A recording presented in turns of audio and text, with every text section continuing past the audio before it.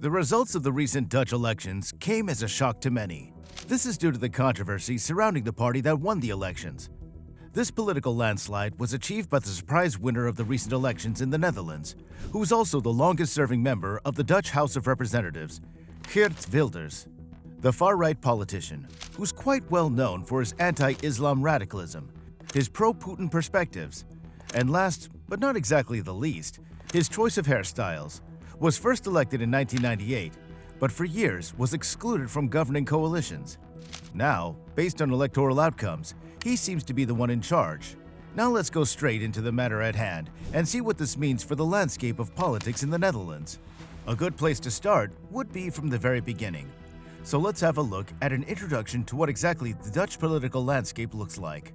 The Netherlands' politics takes place within the framework of a parliamentary representative democracy. The Dutch Prime Minister is the leader of the executive branch of the Dutch government. The monarch is the de jure head of government, which simply means in accordance with the law, while the Prime Minister is the de facto head of government, which simply refers to the existence of this position despite it not being officially established. The Prime Minister represents the Netherlands in the European Council as head of government.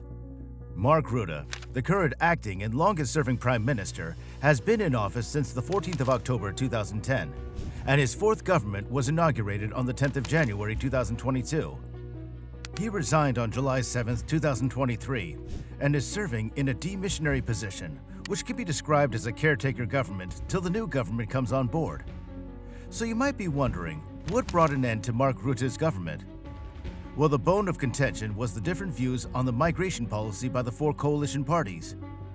Rutte's fourth government consisted of a somewhat delicately structured four-party coalition of his People's Party for Freedom and Democracy, the VVD, the Liberal Democratic Democrats, 66, the Christian Democratic Appeal, or the CDA, and the centrist ChristenUnie. Rutte, in an official resignation document to the King of Netherlands, described the situation between the coalition partners as irreconcilable differences. As earlier mentioned, the bulk of these irreconcilable differences was due to migration policy. The coalition had very contrasting opinions on the issue of immigration, which ultimately led to its dissolution. Although the level of asylum seekers in 2023 was pegged to be over 35,000, which is not far off from the figure in 2022, Rutte and the CDA reportedly argued for a stricter approach in a new bill, which would limit the rights of family members to join refugees from countries temporarily at war. Democrat 66 and particularly ChristenUnie disagreed, and that was the beginning of the end of the dissolution of the coalition. Now let's go back to recent happenings in the Netherlands political scene. The recent victory of Geert Wilders' Party for Freedom, or the PVV, in the Netherlands signifies an important moment in Dutch politics and history.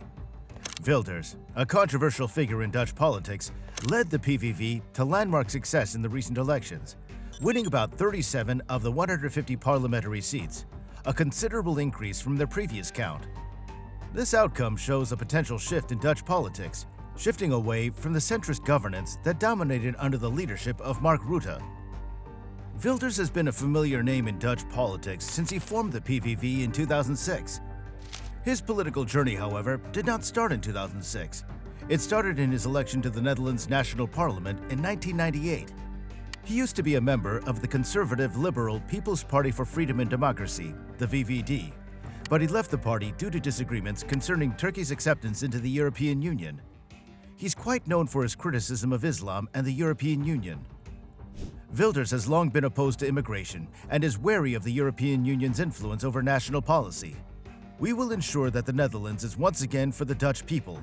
We will limit the influx of asylum seekers and migrants. People will have more money in their wallets again, he remarked at a campaign rally. Energy inflation caused by the Ukraine crisis and sanctions against Russian oil appears to have played a significant role in the backing of Wilders by the Dutch. Wilders blended this anti-immigrant political strategy with an appeal to citizens who are unhappy with growing costs and high prices. There's a new kid on the block. But before delving into that, if you've enjoyed this video so far, kindly like and subscribe to support our channel. Okay, now back to the video. So who's this new kid, you might rightfully ask? Well, it's none other than the new Social Contract Party, the NSC.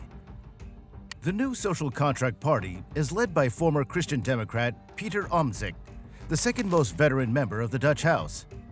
The veteran politician launched his party in August, and he's positioned to offer an alternative to the Dutch people with his very newly founded party. NSC seeks to focus on its primary issues of good governance and social security. It opposes increased European Union integration. Now, domestic problems are on voters' minds: a housing shortage, a cost of living crisis, migration, and healthcare issues. Omtzigt wishes to bring about radical change and reform in the country.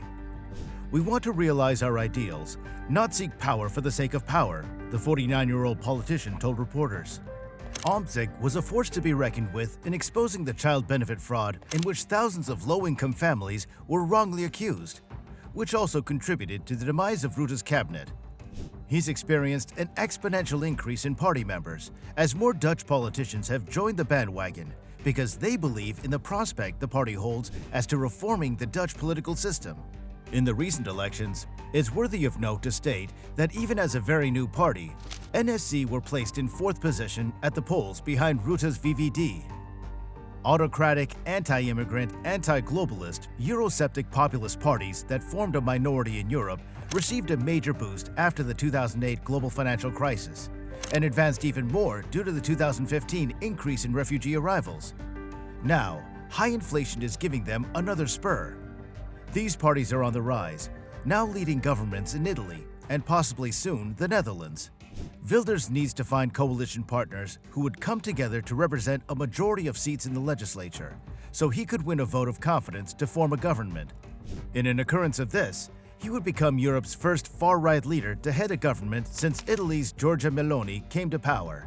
However, there's still no sure confirmation that Wilders will become the new prime minister, even with his Freedom Party's 37 seats. Why? Well, prior to the election, a number of parties had pledged to not work with PVV due to Wilders' opposing views on issues such as immigration and banning of mosques and Islamic schools. But it's unsure if these parties won't go back on their pledge, considering the magnitude of PVV's victory.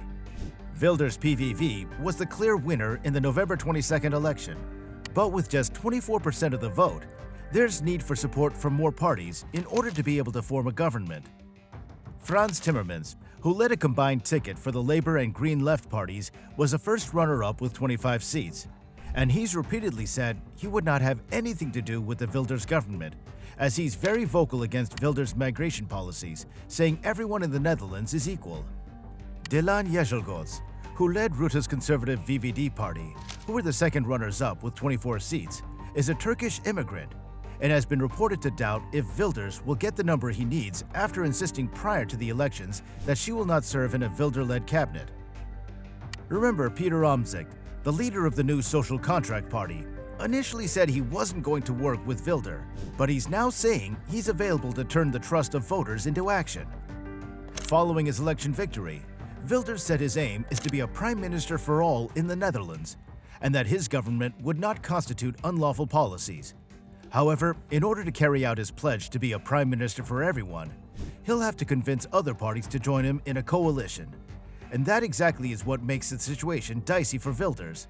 His target is 76 seats in the 150-seat parliament.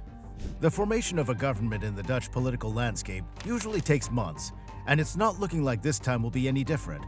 Wilders needs support from the major parties in order to become prime minister, and the current stance of a lot of the major parties is not exactly clear.